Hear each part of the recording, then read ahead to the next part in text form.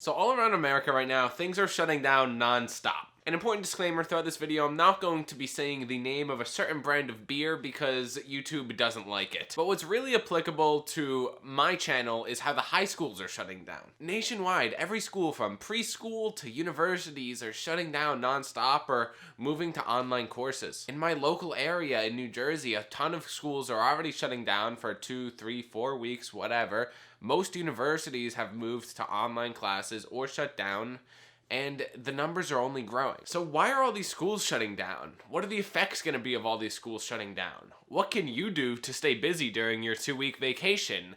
And how can you get by with those online classes that everyone is now burdened with? In this video, you're going to get all that and more. So my name is Bianchi. This is Define Wisdom. Please be sure to leave a like, comment, and subscribe. All of that stuff really helps out the channel. And share this video with a friend of yours if they want to join my Minecraft server. More on that later in the video. So obviously we know why schools are shutting down. There's a certain illness that is going around. But is it actually going to have any effect? And statistically, yeah, it should. Schools are a massive place for viruses to spread person to person, and even though this particular illness doesn't affect high school students as bad as it might the elderly, high school students can still be transmitters. Historically, if you look at the Spanish influenza, cities that shut down schools earlier and for longer periods of time saw significantly lower infection rates. I'm not here to discuss how bad this illness is, but with how serious the government is treating it, if their goal is to decrease transmission of it, then shutting down schools is an efficient way of doing that. There are a lot of negative consequences to shutting down schools though. Nationwide, many kids across America might rely on school lunches. In New York City specifically, 70% of students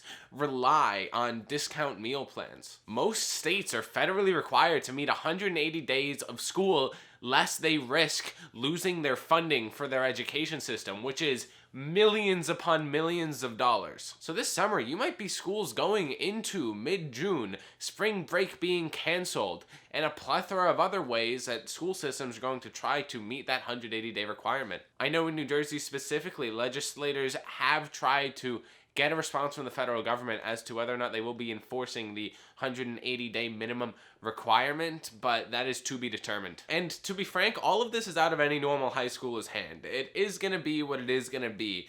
But right in front of us, what we can control is how we take control of our 2-week vacation. And listen, even if we move to online classes, those are a lot more efficient, so we're gonna have to spend less time doing actual schoolwork. Not to mention the fact that there's a few really easy ways to kind of cheat out on them, so wait till the end of the video to see those, and subscribe to the channel if you want to see more tips. So what do you normally do when you get home from school, you're done with all your schoolwork, and you're either about to chill with your best friend or you're just hanging out around your house? You're gonna have a lot more of that time if your school does go into a 2-week break. And the way things generally go is the more of that time that you have, the more you're gonna do the same stuff. People don't normally just start reading a book because they have extra time on their hands.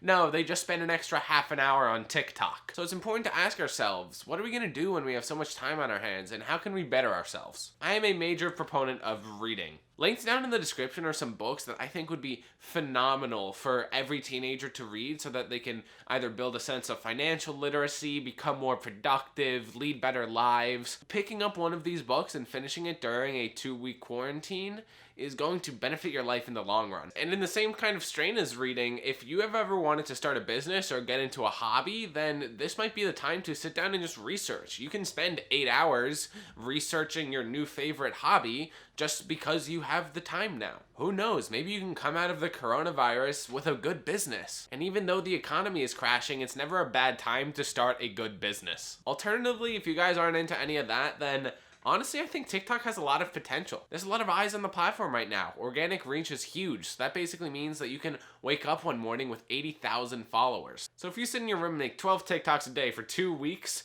and you use half-decent hashtags, then you're probably gonna come out with a decent following. And there's a ton of ways to leverage a decent following. I only have 1,000 followers on TikTok, and already it has helped me gain more subscribers on my YouTube channel, opened up opportunities for freelance work, and so much more. People that I've met that I never would have otherwise. Obviously, you can start a YouTube channel too, but it's a lot harder to grow. This is kind of like me fighting uphill trying to make YouTube videos. Something else you could do during your quarantine is stay healthy, and this isn't as much something you can do to occupy your time, but something to keep in mind. Sitting on your ass for 2 weeks can have a bunch of bad health benefits, and with this illness going around, then you're going to want to keep the blood flowing. You're going to want to keep your immune system up.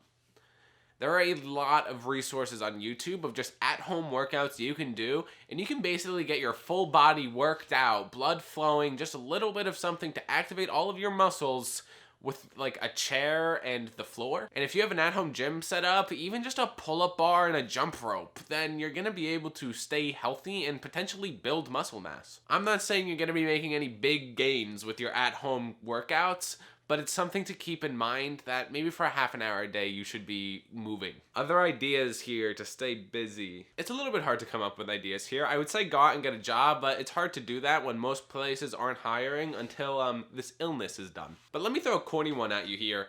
Learn about your family history. And I mean that seriously. Sit down with your mom, dad, sister, just ask them about themselves. Just like learn about the people around you and improve relationships if you have a shitty relationship with one of your relatives. That's super corny though, and let's face it, most people aren't gonna actually want to sit down and have a conversation with someone they otherwise dislike that they live with. But you'll be surprised what it can do. And the final thing I can think of is have fun. Not everyone is trying to rule the world or become a Fortune 500 CEO. And even though I had the fun idea of starting a Minecraft server. If you guys used to play video games or used to play Minecraft, they're super easy to set up. You just pay a subscription now. All of your friends can hop on the same world and you just play. It's one of those games that you can get really deep involved with. But I don't know. I like video games. Anyways, moving on. So online classes. And I'm just gonna be frank with you, they're easy as hell to cheat on. Like obnoxiously easy to cheat on. Take this website Chromacam for example. If you guys are required to video call, then